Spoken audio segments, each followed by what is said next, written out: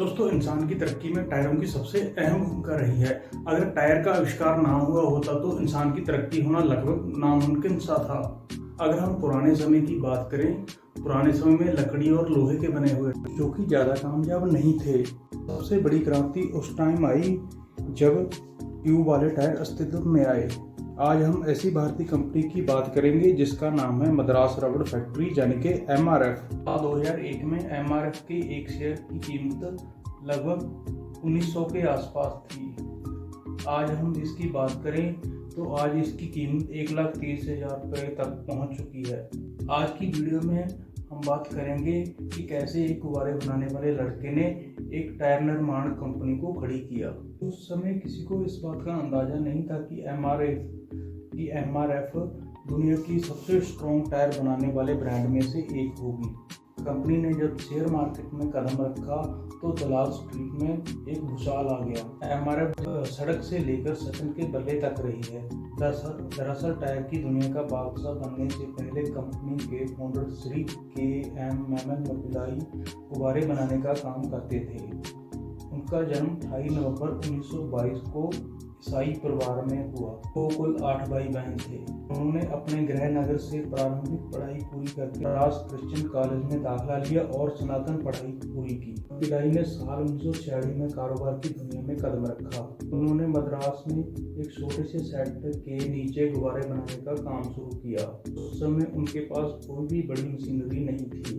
1952 में पिल्लाई ने मद्रास रबड़ फैक्ट्री के नाम से एक ट्रेड रबड़ बनाने वाली कंपनी की शुरुआत की। यही वो समय था जब एक नई कहानी लिखी जानी थी।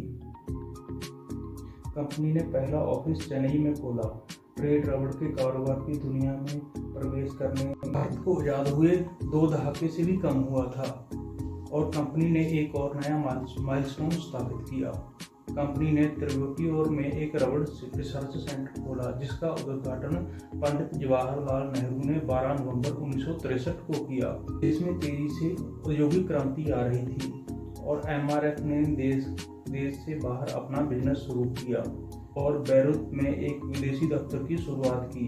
यही वो समय था जब ब्रांड के लोगों का जन्म हुआ, जो कि आमतौर पर हम देखते हैं एक मसलमैन जिसकी फोटो ऐड में आती है। भारत एक तेजी से आगे बढ़ रहा था। बैरूत देश से विदेशी धरती में कदम रखा और कारोबार को एक नई पहचान मिली और देश की पहली ऐसी कंपनी बन गई जो कि अमेरिका को टायरों का निर्यात करने लगी। MRF के लिए 70 के दशक की शुरुआत काफ़ी बेहतर रही। कंपनी ने 3 सालों में 3 और नई फैक्ट्रियां खोल दी। MRF की मार्केट में डिमांड बढ़ने के साथ साथ इस दौरान कंपनी ने 1970 में कोटीन में दूसरी, 1971 में गोवा में तीसरी और 1972 में अराकोनम में चौथी फैक्ट्री की शुरुआत कर दी। 70 के दशक में आधुनिक तकनीक बढ़ने के साथ साथ आधुनिक तकनीक में दस्तक देनी शुरू कर दी और नई टेक्नोलॉजी में ध्यान दिया जाने लगा। साल 1973 में कंपनी ने नायलॉन टायरों का निर्माण शुरू कर दिया। नायलॉन पैसेंजर टायर बनाने वाली भारत की पहली कंपनी बन गई। साल 1985 में कंपनी ने 2 व्हीलर टायर बनाने का काम शुरू किया। कंपनी की इसी पहल ने MRF को हर घर तक पहुंचा दिया और एक बड़ा ब्रांड बना दिया।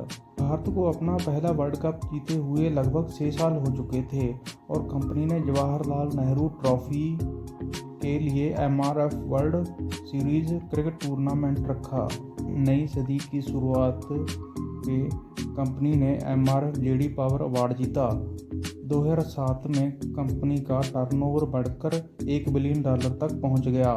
साल 2011 में MRF ने 2 और नए प्लांट की शुरुआत की।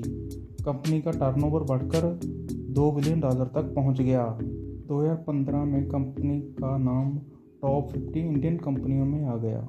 आज इस कंपनी की नेट इनकम 2081 करोड़ है और 19,000 के ऊपर एम्प्लॉय इस कंपनी में काम